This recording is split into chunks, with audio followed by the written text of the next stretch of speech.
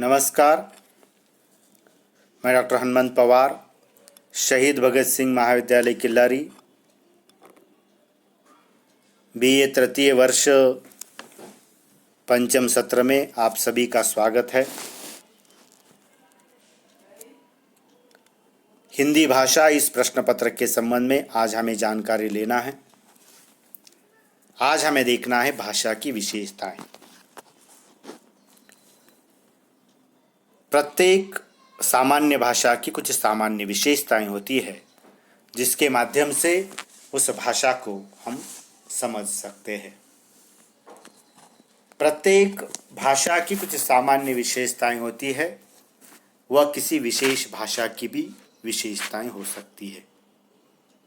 अर्थात वह विशेषताएं हिंदी की भी हो सकती है। आज हमें देखना है भाषा की विशेषताएं। भाषा एक अर्जित वस्तु है, क्योंकि मनुष्य का एक स्वभाव है कि वह प्रत्येक चीज सीखना चाहता है और सीखने की आदत उसकी लगातार जारी होती है। मनुष्य जन्म के साथ ही भाषा को अर्जित करना चाहता है। मनुष्य को भाषा जन्म के साथ नहीं मिलती, वह सप्रयास उसे प्राप्त करता है। वह जिस वातावरण में रहता है उस वातावरण के अनुसार वह भाषा सीखता है। अपनी क्षमता और योग्यता के अनुसार, अपने श्रम के अनुसार मनुष्य भाषा को प्राप्त करता है। अर्थात भाषा एक प्राप्त करने की वस्तु है, एक अर्जित वस्तु है। दूसरी विशेषता है, भाषा एक पैतृक संपत्ति नहीं है। जिस प्रकार किसी बच्चे के पैदा होते ही उसके पिता की संपत्ति में उसे सहज वह हिस्सा प्राप्त हो जाता है, उसी प्रकार भाषा का नहीं है। मनुष्य को भाषा पिता से सहज या अनायास रूप में नहीं मिलती, उसे श्रम के साथ स्वप्रयास उस भाषा को सीखना पड़ता है।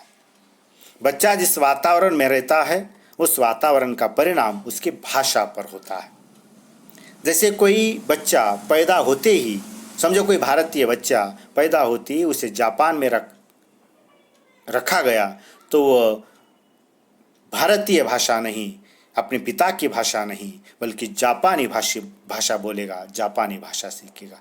अर्थात भाषा पैतृक संपत्ति नहीं है।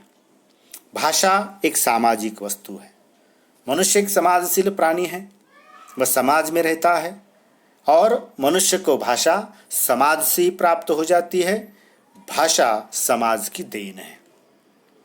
जब तक समाज है तब तक भाषा बनी रहेगी और समाज को आगे ले जाने का प्रयास वह भाषा करती है और इसी कारण वह भाषा सामाजिक वस्तु है।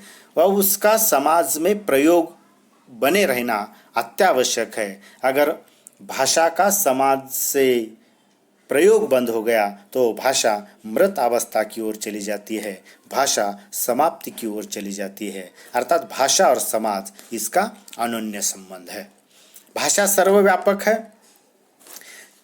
सही है कि भाषा के माध्यम से ही मनुष्य के सभी कार्य होते हैं। मानव सभ्यता का मूल आधार भाषा है। ज्ञान, विज्ञान, धर्म, साहित्य, संस्कृति आदि का आधार भाषा है।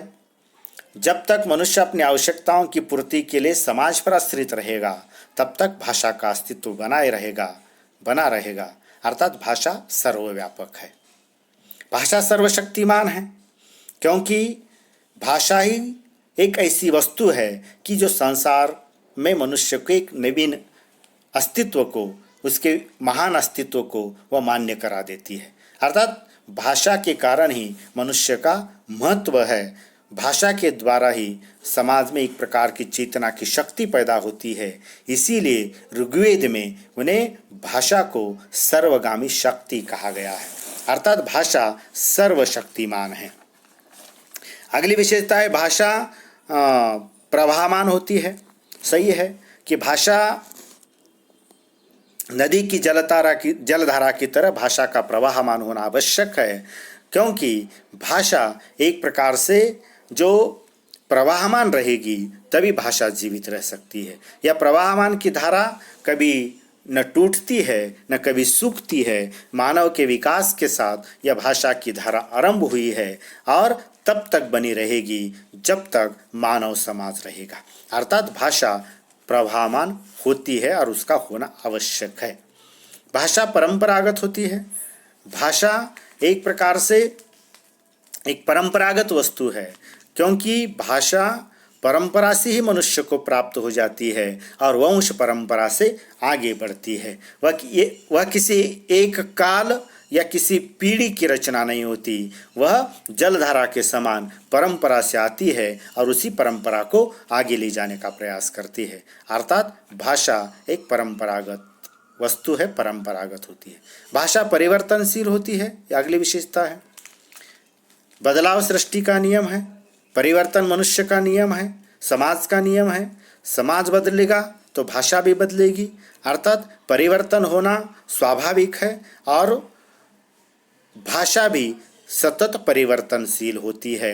इसी कारण एक प्रकार से परिवर्तनशील होना उसकी गतिशीलता का लक्षण माना जाता है। इसी कारण वैदिक संस्कृत से लौकिक संस्कृत बनी, लौकिक से पाली बनी, पाली से प्राकृत बनी, प्राकृत से अभ्रंश बनी, अभ्रंश से आधुनिक भारतीय आर्य भाषाएं हिंदी, मराठी, असमी, गुजराती आदि भाषाएं बनी। अर्थात भाषा एक प्रकार से सतत परिवर्तनशील होती है। अलग अलग कालों में अलग अलग भाषा होती है। भाषा अनुकरण से प्राप्त होती है, एक मुख्य विशेषता है। अनुकरण या मनुष्य का मूल धर्म है, स्वभाव धर्म है। मनुष्य अनुकरण से ही अनेक चीज़ें प्राप्त करता है, उसमें भाषा एक महत्वपूर्ण है। जब छोटा बच्चा अपने घर, परिवार, समाज आदि का अनुकरण करते हुए भाषा को सीख लेता है और अनुकरण से ही मनुष्य भाषा को प्राप्त करता है और वही उसकी भाषा सीखने का मूल आधार है, मुख्य आधार है। बड़े होने के बाद और भाषा हम सीख सकते हैं, लेकिन यह अनुकरण की प्रवृत्ति बाल्यावस्था में अधिक मात्रा में होती है। अर्थात भाषा अनुकरण के द्वारा ही अधिक प्राप्त हो जाती है। प्रत्येक भाषा की अपनी संरचना होती है।